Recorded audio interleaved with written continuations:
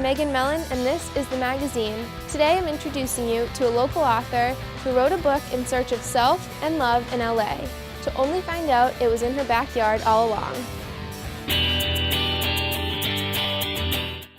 Author Caitlin Avery grew up in Sudbury, Massachusetts, a stone's throw away from the city of Marlborough.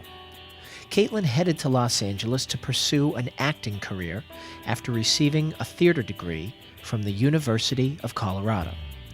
Although she started out as a waitress, she needed to find something that had more flexible hours, so she became a personal trainer. Training ended up being the ideal job, not just for pursuing my arts, but as a mother too, because I work most of my hours before most other people go to work.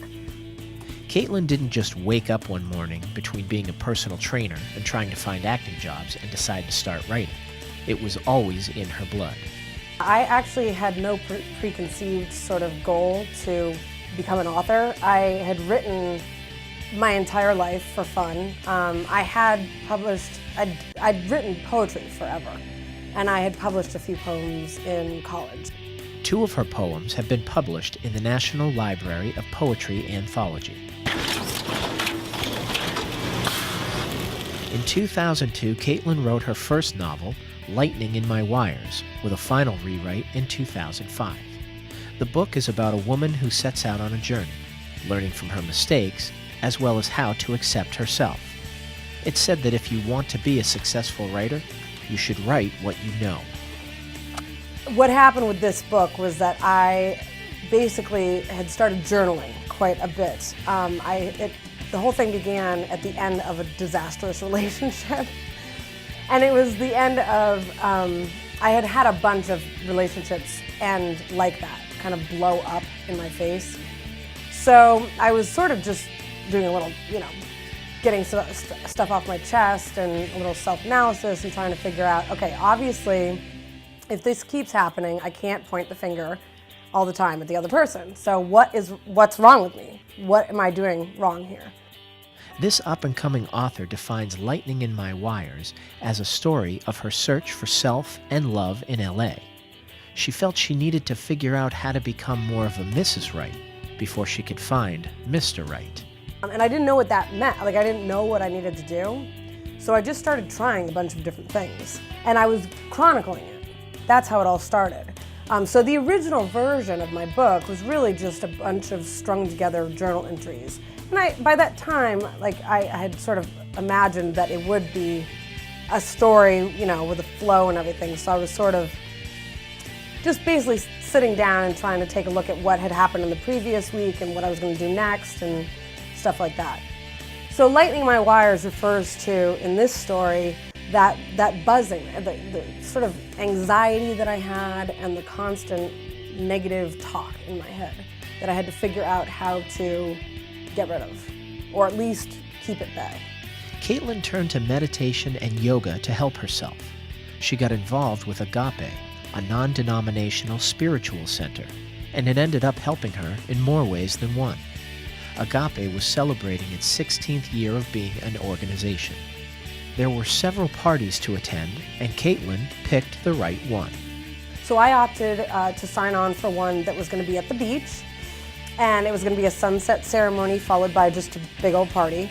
And I figured, okay, and they said acoustic music. I figured this is probably going to be like younger people, and I was hoping to sort of connect with, not to find a boyfriend, but just to connect with friends who were sort of having the same spiritually minded existence.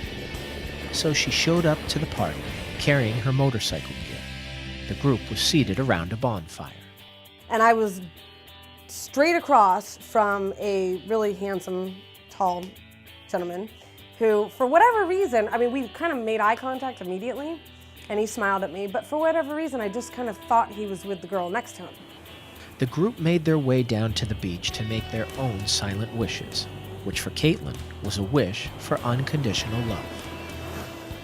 Steve had come up behind me and he introduced himself within seconds of me casting this wish. So it basically went like this. Hi, what's your name? Caitlin. Where are you from? Boston. No way. He's like, where in Boston? And I said, I'm from Sudbury. And he goes, no way, I'm from Marlborough.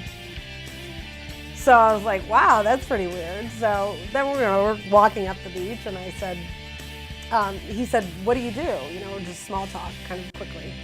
And I said, I'm a personal trainer. He goes, no way, I'm a personal trainer. I was like, wow, that's pretty weird. And then I asked him one more thing. I said, do you know where we can stash our stuff? Because I came in late and I have all this gear.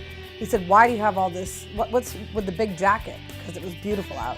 And I said, well, actually, it's a motorcycle jacket. I ride a motorcycle. And he was like, oh, come on. Apparently, he came from like a total motorcycle family, and he was stunned that I had driven on a motorcycle. Caitlin knew that Steve was going to be her next try as a boyfriend. She believes that if she hadn't written the book and made the changes she felt she needed to make, she never would have met him, or it never would have worked out. But it did work out. And a couple of years later, we brought everyone out to LA and got married on the beach. Good boy. Caitlin hopes that maybe her own story of finding herself and becoming a better person for it may help one of her readers do the same.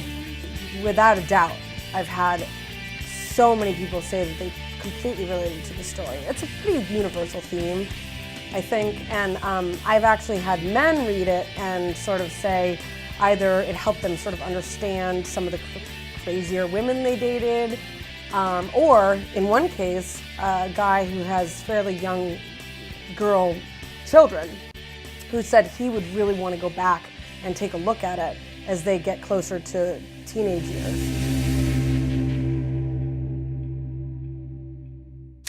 You can buy Lightning in My Wires by Caitlin Avery on Amazon.com. Avery is hard at work on her second book. The story is of 3 women riding on their motorcycles down Baja. That's it for this episode of the magazine. I'm Megan Mellon. We'll see you next time.